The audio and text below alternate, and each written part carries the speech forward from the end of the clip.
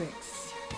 It's Carol Michaela, Desert Mermaid, stranded on the sands of sin and smoke here in shiny Las Vegas. And yes, I do miss my home, the Pacific Ocean. But my cosmic self has sent me down here on a mission to awaken and empower all of you. So stay tuned and savor the brew. Now let's power up. Hello, hello. This is Carol Michaela, and it's another week. It's been quite a journey for the last few weeks, beginning the 1st of January. But anyway, I normally do sort of a little monologue at the beginning, but I am going to forego that this time for sure, because I have an amazing guest. His name is Preston Dennett, and the way I found him was Misha Johnston, who has this group regarding ETs and extraterrestrials and things of that nature, found her to be someone that does beautiful paintings. And this is Preston's sister, Dara. She does paintings of ETs from people who've had experiences, you know, abductees and people who've had contact and what have you. So she was very sick one day, and I asked her if, you know, I'd heard about her brother and wondered if he would do the interview instead. But then at the last minute, she found her way to the station. Her phone, she had a problem with it or whatever. So anyway, I was very excited to find out that her brother, oh my gosh, he has such a background. There's just so much information that we're going to do 2 shows.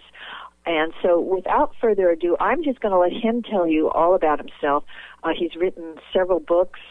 They're just amazing. Human levitation, UFOs over Topanga Canyon, out-of-body experiences, things of that nature. So please say hi to the public. And how are you, Preston? I'm doing well. Thank you for having me on the show. I'm really excited. Thank you so much. When I saw all the information that you've covered, I was like, no way, we cannot cover this in one show. You know, maybe we could do it.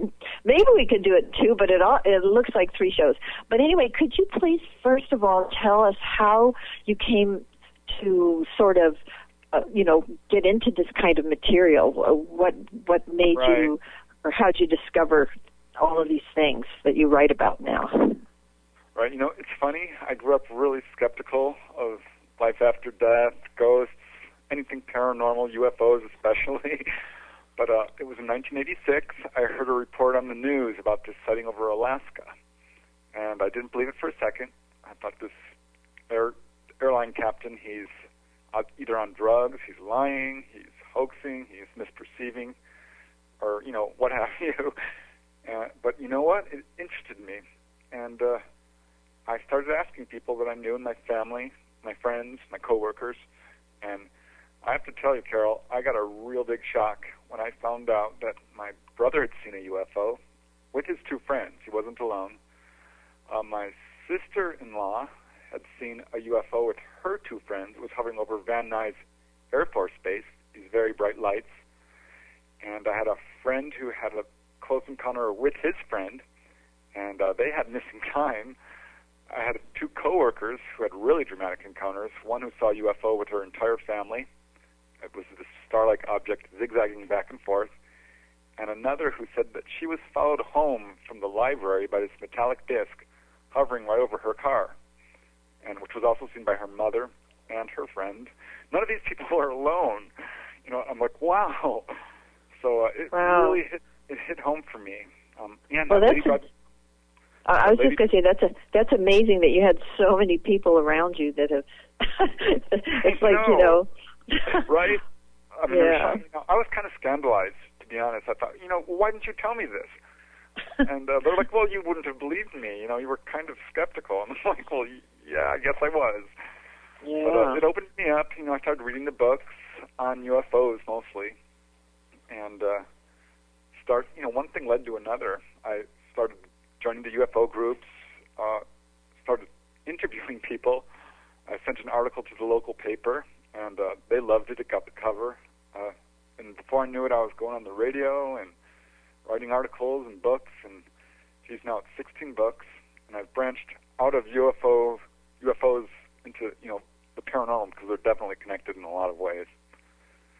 So, I've written about ghosts and levitation, out-of-body experiences, and Bigfoot even. I was dragged into that, kicking and screaming. Wow, so you went from one extreme to the other almost, huh?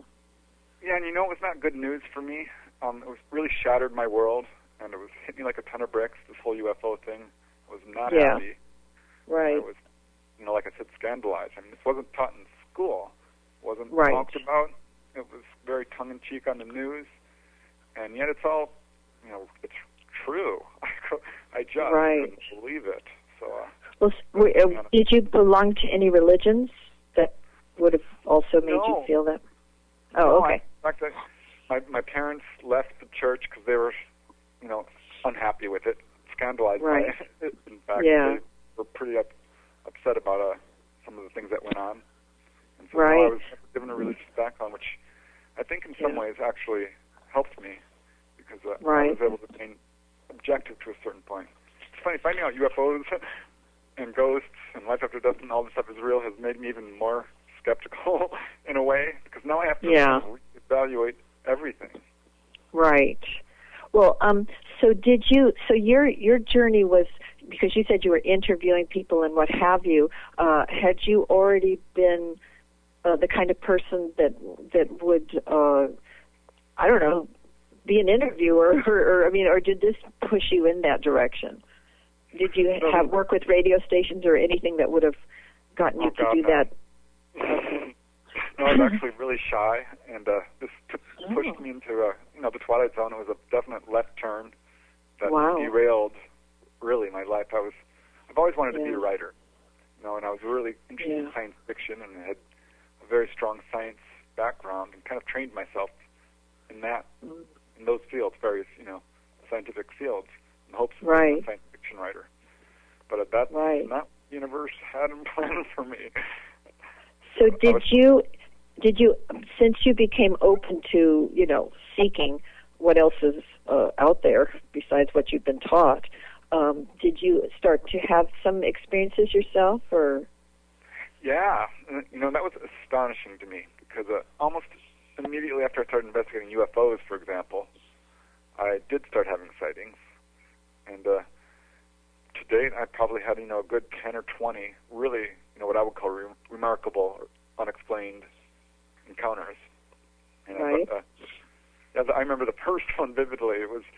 I had joined all the UFO groups, like I said, and there was this one guy who was speaking who was a contactee. I think his name was Andy Rice, or Reese, something like that. But he was speaking down in Santa Monica, which, mind you, is a pretty crowded city. And he was telling all of his experiences. I'm like, well, I don't know if I believe him or not. But he said, anyone who wants to join me after the meeting, we can go out into the park here next to the building, and I'll call down a UFO. I'm like, whoa, all right. So, of course, I joined the group, and I was shocked, because this was a meeting with 50 or 100 people, and only 10, maybe 15 people showed up to see the UFO. I'm like, well, you've got to be kidding. Can't see a UFO? So I'm like, all right. So are you saying that even though this person said that he was going to pull down a UFO or call one out, that's the only amount of people that showed up? Yeah, like maybe a quarter of the people less, which kind of surprised me. But so we get into we stand into this park area, and mind you, you can't see a single star. This is downtown Santa Monica. Right. Yeah. There's a lot of light pollution. Yes, there is. He says, "Oh, well, let's all get in a circle and meditate." And I'm like, "Oh, darn it," because that was not me at the time for sure. Meditating and getting into a circle and going, woo woo woo is what I'm thinking. Yeah. Mystical for me, and what am I doing? But I was open-minded enough to try it. I'm seeking out on the UFO. I'll do it. Sure.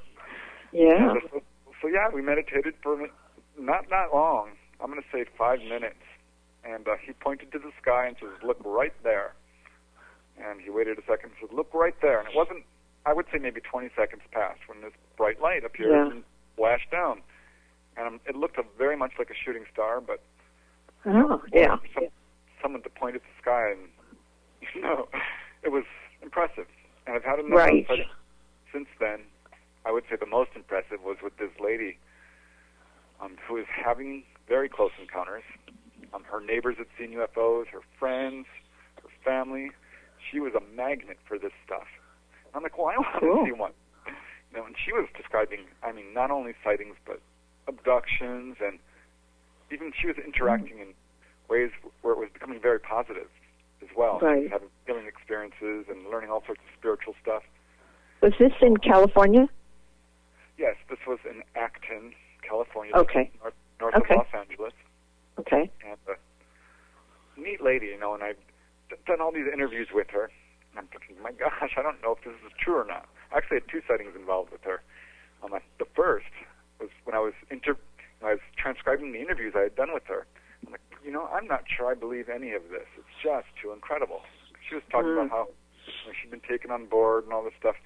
And all of a sudden, something really strange happened. I got a very, very, very strong impulse to run up onto the roof of my condo and look out. And this is not something that's ever happened to me.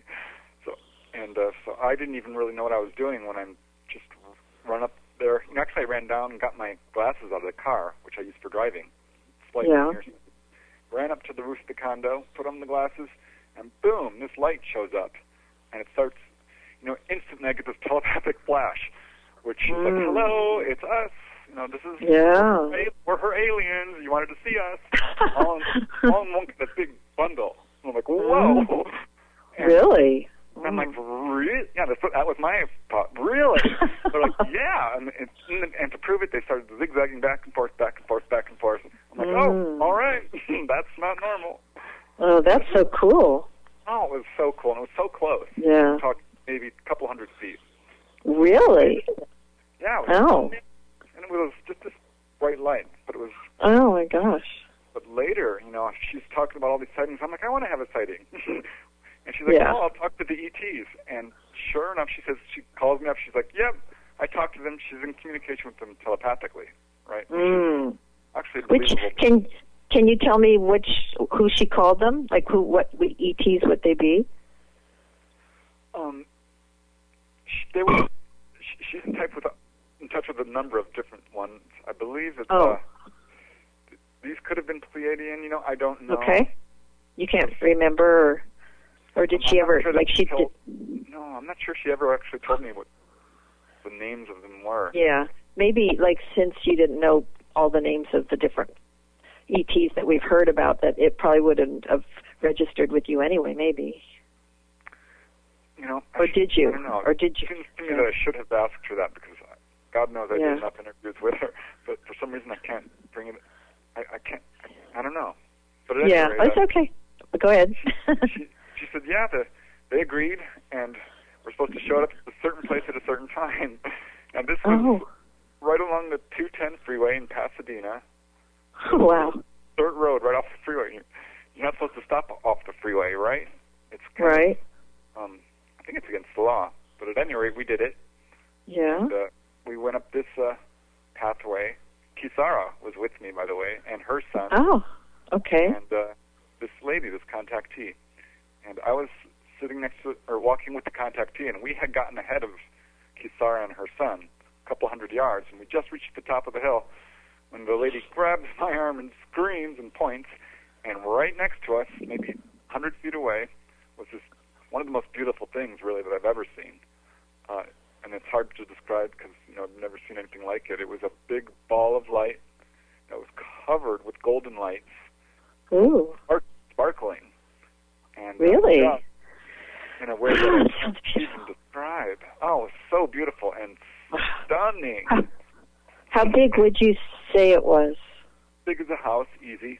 Oh, seriously? Wow. So it was and how far? Yeah. 100 feet away, maybe 50, 20 feet off the ground, not very high up. Yeah. Oh, God, that's amazing that you got to see that. Oh, it was thrilling. Yeah. We were screaming, and Didn't even think about the camera I brought. And it zooms away pretty quick. Yeah. And but it was there for sure. So yeah, I've definitely had sightings. And that's great. Getting into this field, you know, when I interview people, I started leaving my questions more open-ended because I wanted more information. And instead of saying, "Oh, have you had, you know, a UFO experience?" I would ask them, "Have you had any unusual experiences?" Mm-hmm. So this brought me into ghost research because I found out a lot of people who were having UFO experiences were also having ghost experiences, near-death experiences, and precognition. And that and would you say that's because they are open to other frequencies? You know, it's hard to say. I think that there is a connection there. I think the UFOs are attracted to people who have that kind of a higher awareness, or you know, or more developed awareness. I guess I would put it, not necessarily higher, but more developed. Yeah, because I know some of the ETs are of a higher vibration and are possibly not even in the third dimension. Of course, they're in the fifth dimension. They're interdimensional or whatever. But one of the questions I wanted to ask you, because I know you have a book about UFO. You know, at the end, before we get off of here, I'd love you to just go through all the books that you have and where everybody can get them.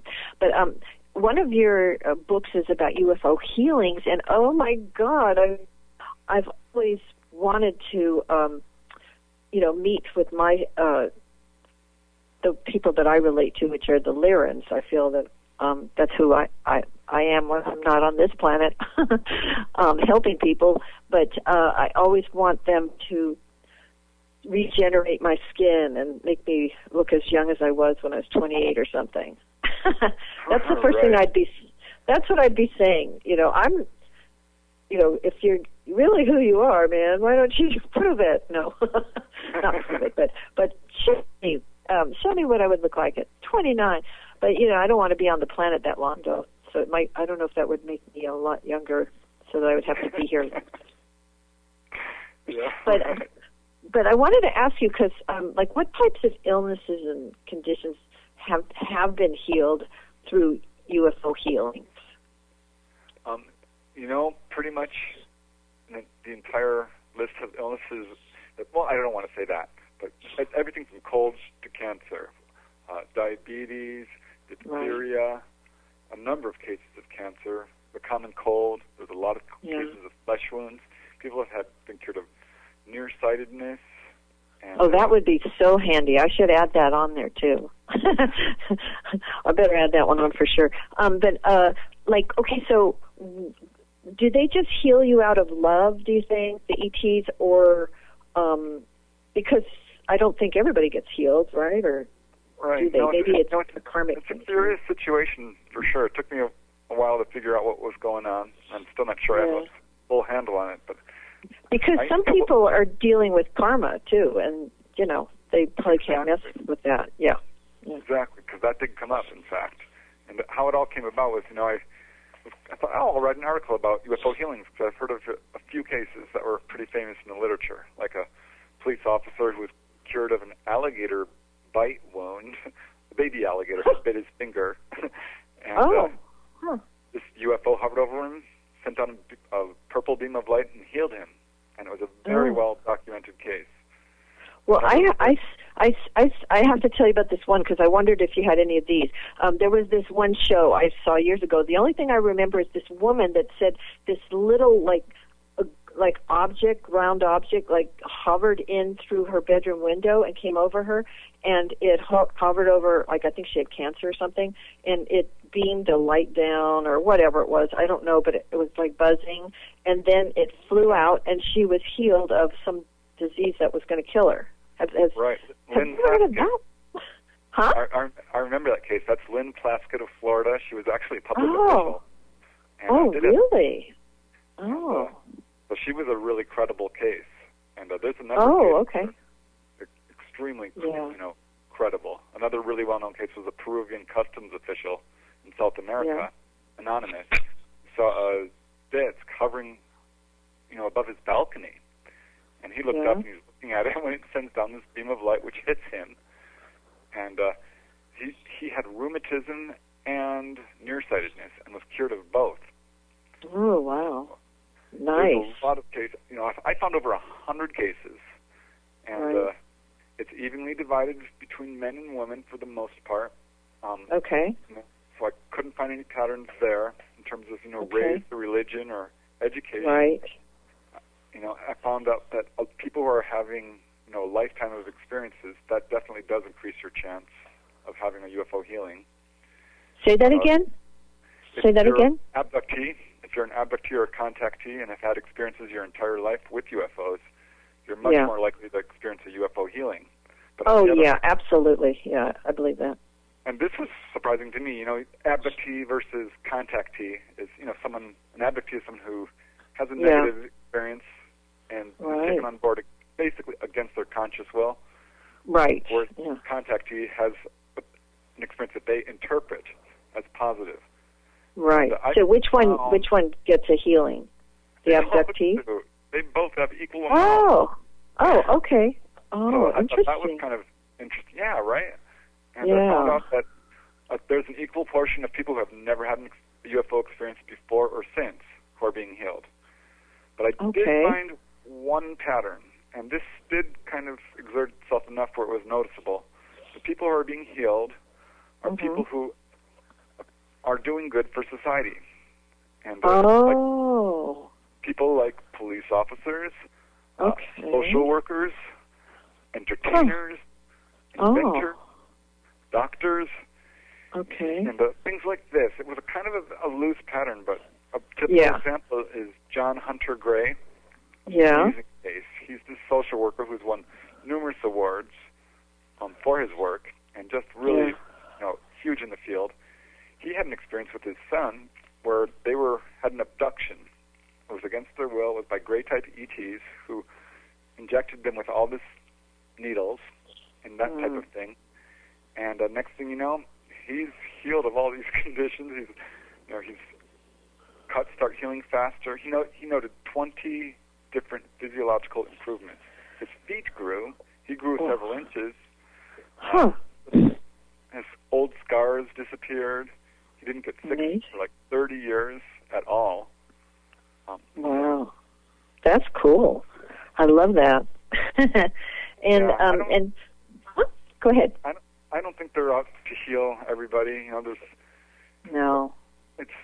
These cases are relatively rare, even though every time I speak on the subject, people do come up. So I'm not exactly sure how rare they are. They could be a lot less rare than I thought. People are always continuing to get new stories, and I'm going to say there's probably about 200 cases on record. But for the most part, even abductees aren't being healed. So it's hard to say, and some abductees feel, who are being healed, say, they don't care a lick about me. It's just equipment. And, I don't like my experiences, and I don't, even if they are being healed, right? They just feel like, the aliens are just keeping their subjects healthy. So so they just have those people just have they're kind of negative towards them no matter what? Is that what you're saying? Yeah. Yeah, they're not happy with having their UFO experiences, and just because the ETs healed them doesn't make them feel much better. Okay. But All right. There are cases that are out and out friendly. You cannot put it any other way, and that these people, some contactee cases in particular, where people are actually asked for healings. And there's a few abductee cases where people have asked for healings too and then received them. So are there anybody that asks for healing that doesn't get one? Sorry. You're not on our list. I don't know. I don't have a specific case I can point to, but I'm sure that it does happen all the time. Yeah. Whitley Strieber talked about that. He would get letters from all these people saying, tell the ETs to heal me. And, of course they didn't. And, Carol, I think they're smarter than to do that. Can you imagine what would happen if, for instance, our military, the U.S. military, got a hold of healing technology that, a la Star Trek, you could zip up a flesh wound, which is basically what the ETs can do with these lights. Right, yeah. If we got a hold of healing technology, we would abuse it. We would send out our soldiers. They'd be torn up, limb to limb. We'd bring them back, and we'd zip them right back up and send them out. Oh yeah, absolutely. And Yeah. Well, I don't think. Yeah, they don't. They won't give us that stuff until until God, I they hope see not. some big transition happening all over the world. Which, a lot of us people believe that we're from other star systems that are here to help people. We feel that we're here to raise the consciousness of the planet so that people will evolve, and in many ways they have, because I just have noticed over few decades how people are much more sympathetic towards animals and things and human rights and all of that. So I'm thinking things are getting better, Oh, I totally agree.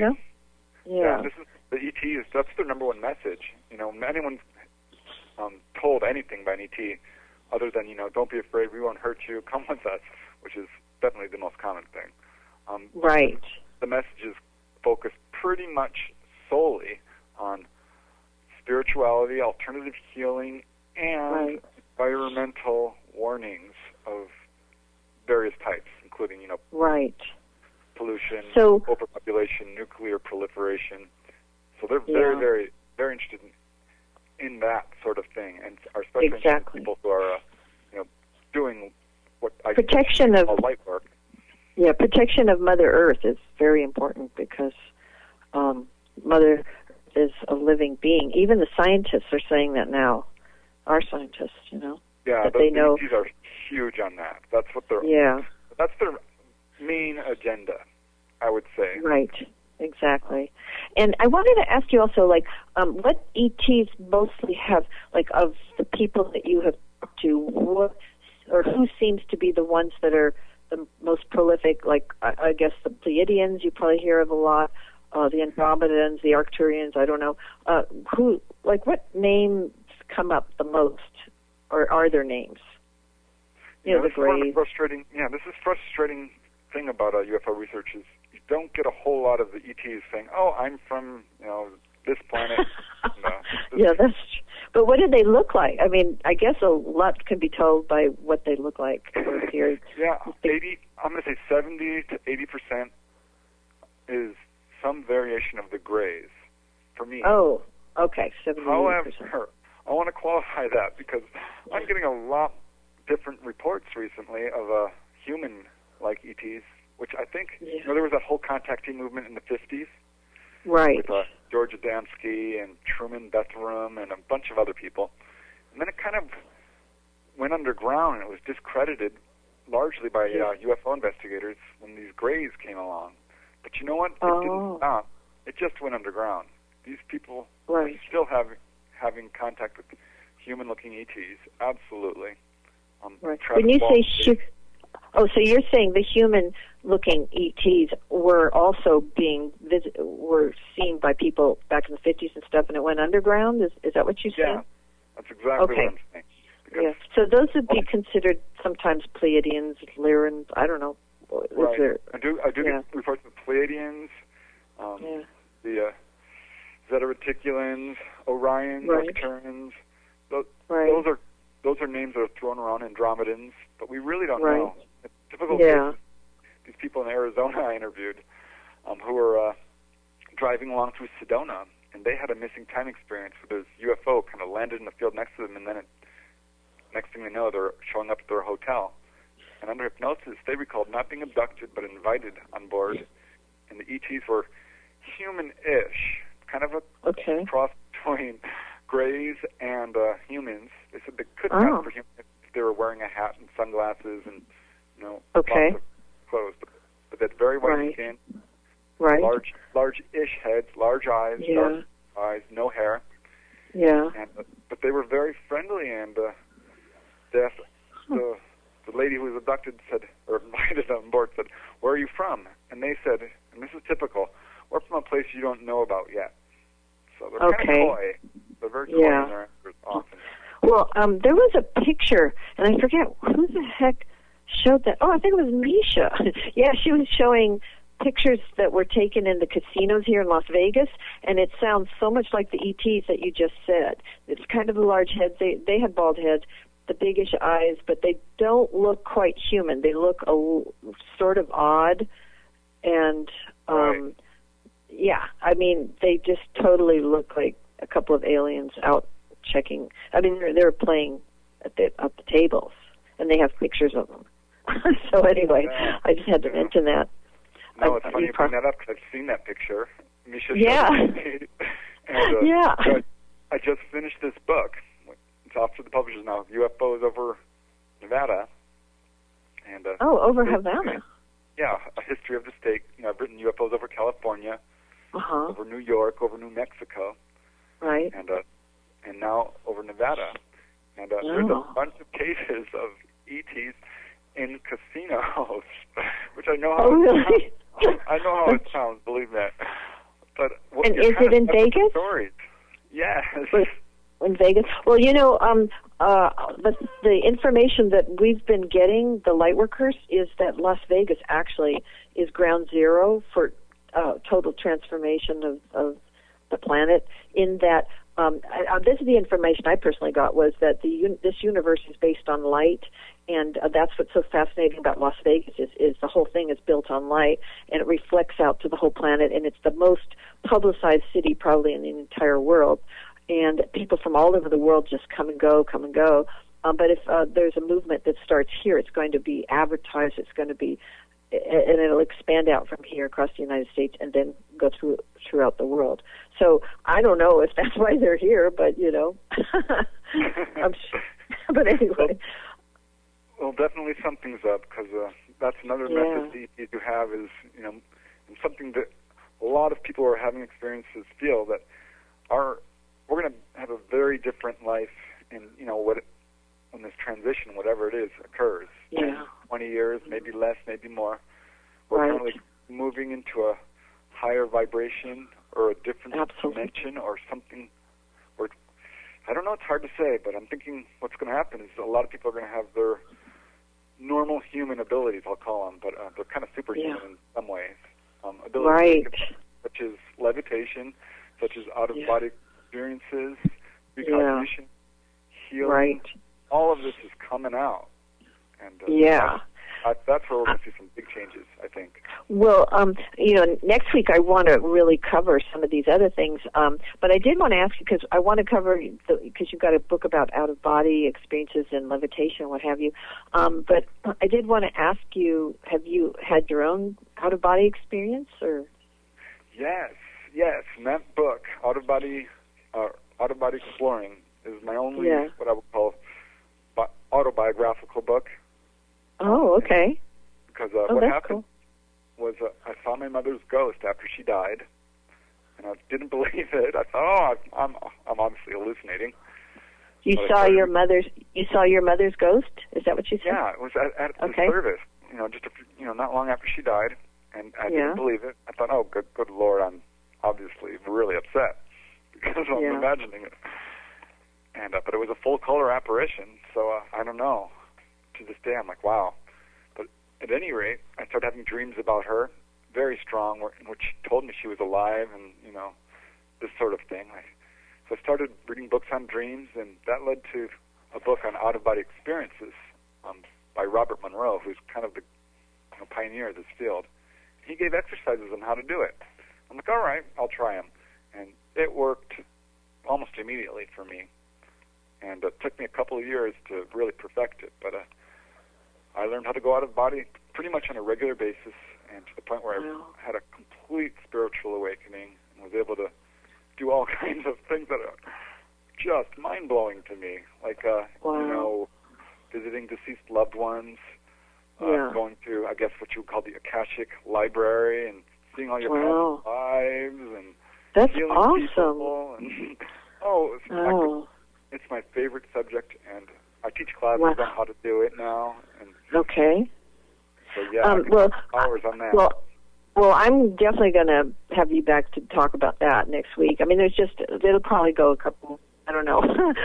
But I wanted to say before I forgot, because I was just talking to a gentleman, his name's Pablo, who died a couple of times and came back, and he communicates with his,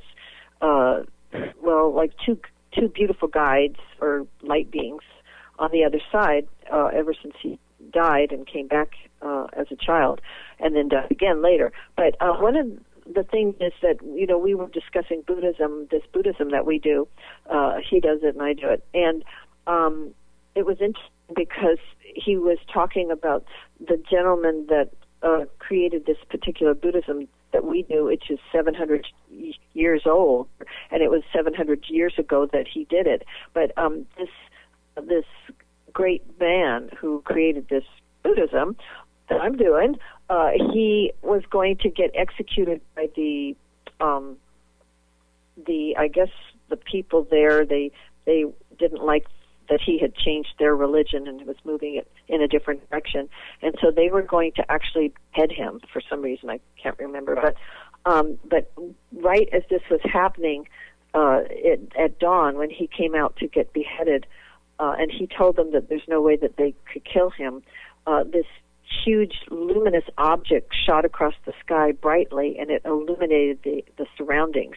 And then, you know, everybody got scared, and all the people there got scared and ran away. So he wasn't beheaded. But I just wanted to say that even 700 years ago, people were seeing amazing bright lights in the sky, and obviously that was an ET as far as I'm concerned. What else could it have been? It was, you know, right. like 1200 or something, I don't know. But so, you know, this ET thing's been going on for thousands of years, and I believe that we were genetically altered. That's the missing link, and so we have some of the blood of the gods, as they call them, who are probably ETs, and that's why we are, you know, where we are right now, and we're moving along very quickly. Yeah, But, well, UFO research definitely supports that, because, I mean, the fact that there are human-looking ETs raises absolutely serious questions about human origins. Exactly. So, yeah, I agree. Yeah, absolutely. Tell us the books that you've written and how to get to them. How to get them. Just give us a quick rundown on each book so that people will know if they're interested in whatever subject you're talking about. All right, yeah, sure. Well, there's a lot of them, actually. I've written, let me see, at last count, it's 16, 15. But, oh my goodness, I didn't know that. Well, just tell us whatever you want. Go for it. All right. UFO Healings, that's the first one I wrote, covers 100 cases of UFO, people who have been healed as a result of a UFO encounter. I wrote 1 in 40, the UFO Epidemic. That's about local cases. UFOs over Topanga Canyon covers a wave of sightings in that area. It's a huge hot spot. I know, I heard that. Yeah, it's still going on, too. Wow. Extraterrestrial Visitations is a book I wrote for Llewellyn Publications, and that covers 10 of my most extensive cases up till that time. Oh, okay. So that's a really good book for people who, you know, want to read about extensive ET contact. California Ghosts, which covers a bunch of ghost cases, and really, really scary ones, some of them. Oh. Yeah, I had a ghost in my house. That was cool for a few weeks. I was lonely, so I kind of liked him, but he was creepy. He was always watching me, so eventually I sent him back into the light. But I had to do it a couple of times. But he was kind of like an irritated. I think he died of a drug overdose or too much drinking or something. And I met him. Or I should say I met him. I was in a little cottage in San Diego, and he followed me. He came with me in the car and came to my house, and then, you know, I was stuck with him for a while. But go ahead, keep going. yeah, that's not unusual. Ghosts do follow people. I know. So, Out-of-Body Exploring, which we talked a little bit about, and UFOs over California, and that's one of a series of, you know, several other states, including New Mexico, New York, and Nevada. They're kind of history books, so I didn't want all this information to be lost to posterity. Right. I wanted it to be taken seriously, because this is a serious subject, and it's going to change the world when it all comes tumbling out. Absolutely. You know, the energy crisis, the economic crisis, and the environmental crisis could all be cured, basically, in one fell swoop when we released this ET technology, which is, basically free energy. And that's going to happen. That will happen. Looking forward to it. I just when? Boy, everything's going so slow. Right? But, but anyway, go ahead. Human levitation. I was so shocked because I had this friend who claimed to levitate as a child, and I found another person within my circle of friends who also claimed to levitate. And so I did some research on it, and it's shocking, right? Yeah. Well, no, I mean, I've heard a lot about people levitating, what have you. I mean, everything's energy and all that. But that's interesting that you have all these people all around you that levitate and see ETs and all of this. That's amazing. You must have a great group of people around you. I don't know what's going on because I thought, oh my God, I think most people are having these experiences, but they don't talk about it. And I always tell someone who's skeptical, ask everyone around you, your circle, family, friends, and coworkers. I guarantee you will be astounded at some of these experiences people are having and are not talking about. No, I believe that, yeah. Human Levitation, this book, covers about 300 cases, and these cases of levitation stretch back to early history and are continuing today, and they appear in all cultures.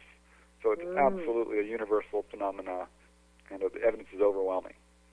Wow.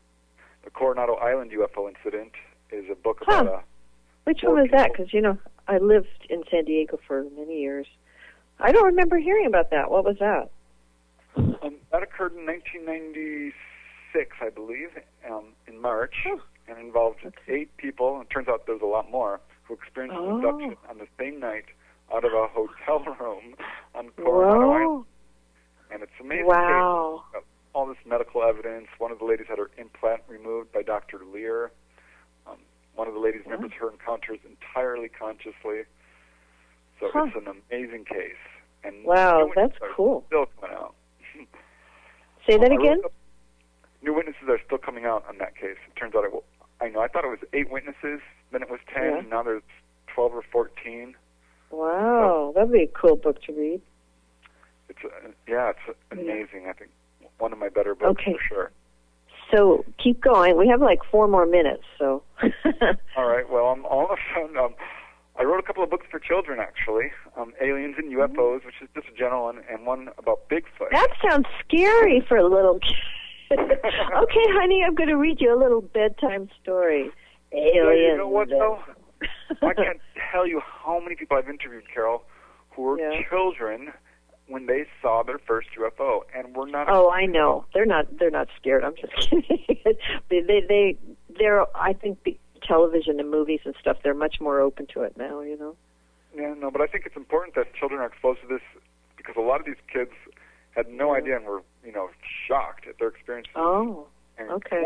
We're not able to get information about it because even their parents didn't believe them. Oh. So this is great for children to know about this kind of stuff because it's happening to them right now.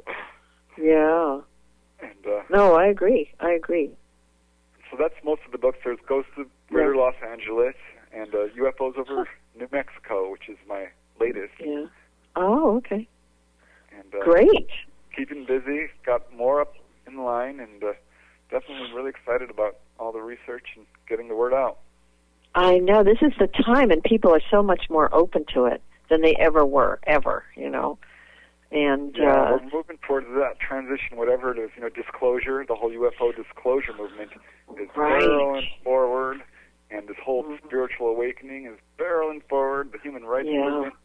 So we have a lot of problems, but boy, we're moving in a good direction in a lot of ways. Yeah, and also people don't know it, but there are a lot of whistleblowers in like the World Bank and what have you, making changes there, trying to bring the bankers to trial and get rid of all these evil bankers and turn the money back, some of the money back to the people. But anyway, what is your website? Because I know we're getting down to the last minute or so. What is your website, and how can people find out about classes and things that you teach? Actually, you can go to my website, which is my name, PrestonDennett.weebly.com.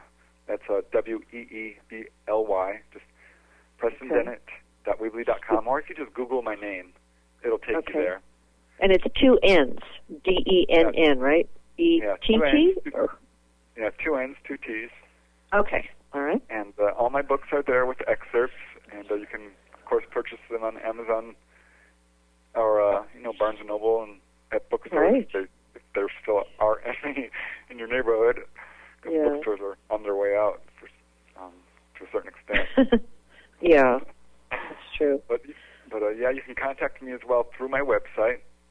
Okay. So if anyone wants to, report their encounter or has any questions, I'm more than happy to correspond.